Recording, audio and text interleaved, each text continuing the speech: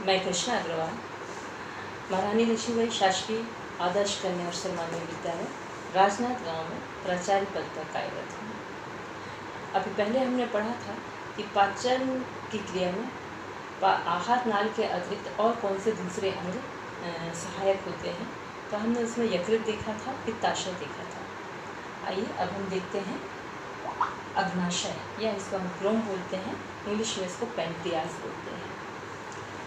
जब हमने ड्यूडेनम में या पक्वाशय में पाचन की क्रिया की बात कर रहे थे, उस समय हमने देखा था कि अग्नाशय से भी एक नलिका उसमें पाचक रस लेकर आती है, जो कि भोजन को पचाने में सहायक होते हैं।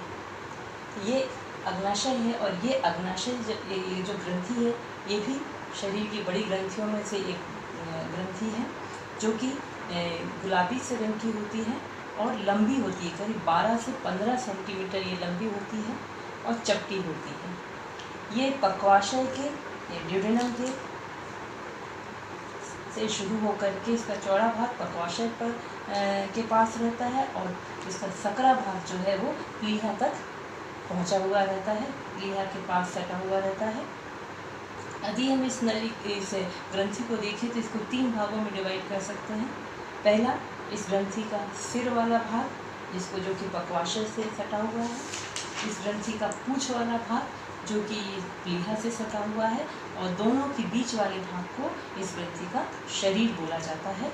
और इसी भाग में ये पैनक्रिएटिक डक्ट भी होती है, या अग्नाशयी नलिका होती है, जिसमें इस पैनक्रियाज, इस अग्नाशय में स्रावित होने वाला पाचक एंजाइम इस डक्ट के माध्यम से पक्वाशय में जाता है। अब हम देखते हैं कि यहाँ पर हमको एक नलिका और दिख रही है। ये जो एक नलिका है, ये है सामान्य पित्त वाहिनी। यकृत में हमने देखा था कि हेपेटिक डक्ट, जो जिससे पित्त आ रहा है, और सिस्टिक डक्ट, जो कि पित्ताशय से जुड़ा हुआ है, दोनों डक्ट मिलकर के एक सामान्य पित्त नलिका बनाते हैं।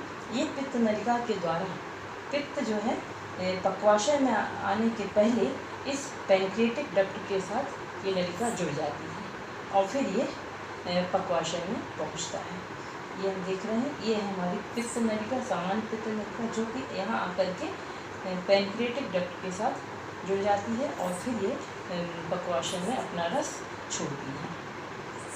ये दोनों किडनी के बीच में है, और इसके अगर हम कार्य देखते हैं तो ये एंजाइम का स्रवण करती है, जो कि पाचन के लिए आवश्यक होते हैं। एंजाइम में यदि हम देखेंगे तो ये कार्बोहाइड्रेट के पाचन के लिए अमाइलेज एंजाइम स्रवित करती है, और माल्टेज एंजाइम स्रवित करती है, जो कि ड्यूडेनम में आकर के कार्बोहाइड्रेट का पाचन करते हैं। इसी प्रकार से प्रोटीन के पाचन के लिए ट्रिप्सिनोजिन एंजाइम सिक्रीट करती है, जो कि ट्रिप्सिन के रूप में कन्वर्ट होकर के फिर ये प्रोटीन के ऊपर कार्य करते हैं।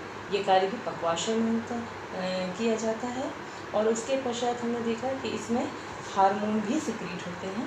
दूसरा कार्य हार्मोन, और इस ग्रंथि में आइलेट्स ऑफ लैंगरहैंस पेशियाँ उपस्थित होती हैं, जिनमें से हार्मोन सिक्रीट होता है।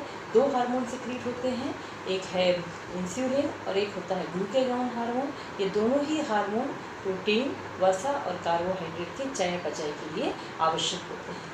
इस तरह हम देखते हैं कि ये अग्नाशय भी हमारे शरीर के लिए अति आवश्यक ग्रंथि है। धन्यवाद। बच्चों, हमारे शरीर में हमने विभिन्न ग्रंथियाँ पढ़ी, उसमें एक प्लीहा भी है, जो कि बड़ी ग्रंथि है हमारे शरीर में। और ये जो ग्रंथि है, ये हमारे अमाशय और डायफ्राम के बीच में स्थित होती है, और बाईं किडनी के पास में होती है, और अग्नाशय का जो सकरा भाग होता है वो भी इस प्लीहा को टच करता है। हम इस ग्रंथि को अगर ऊपर से देखेंगे तो ये हमको नीले रंग की और लाल रंग की दिखती है।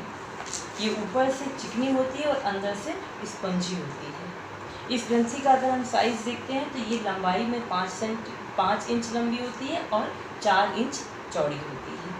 इसमें हम देखते हैं तो ये 2 नलिकाएं हमको दिखती हैं, एक अंदर जाती है, एक बाहर निकलती है। अंदर जाने वाली नलिका जो है वो प्लीहा की धमनी है, जिसमें कि शुद्ध रक्त रहता है और जो प्लीहा के पोषण के लिए पहुंचाया जाता है। उसी प्रकार से इसमें से अशुद्ध रक्त निकाल के ले जाने वाली प्लीहा की शिरा होती है जो इससे बाहर निकलती है। इस प्रकार हम देखते हैं कि ये प्लीहा नामक जो ग्रंथि है ये हमारे शरीर में कौन कौन से कार्य करती है। तो हम देखते हैं सबसे पहला कार्य ये करती है श्वेत रक्त कणिकाओं का निर्माण।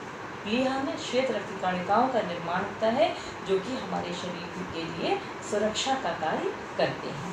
दूसरा हम देखते हैं यहाँ पर लाल रक्त कणिकाओं का विनाश होता है। लाल रक्त कणिकाएँ यहाँ पर आकर के टूटती हैं। जब उनका जीवन काल समाप्त होता है तो यहाँ पर आकर के वो टूटती हैं और उनसे आयरन और पिगमेंट बिलीरुबिन बिलीवर्डिन बनता है। तीसरा हम देखते हैं आयरन एवं पिगमेंट का संचय। प्लीहा में ही जब आरबीसी या लाल रक्त कणिकाओं के टूटने के बाद जो पिगमेंट बिलीरुबिन बिलीवर्डिन और आयरन फ्री होता है वो यहाँ प्लीहा में संचित रहता है। इस प्रकार हम देखते हैं कि प्लीहा या स्प्लीन जो है हमारे शरीर के लिए भी एक आवश्यक अंग है। क्यों? क्योंकि वहाँ पर ये कार्य संपन्न होते हैं। ज़रूरत पड़ने पर हम प्लीहा को शरीर से बाहर भी ऑपरेट करके निकाल दिया जाता है तो भी शरीर को कोई विशेष नुकसान नहीं पहुँचता है।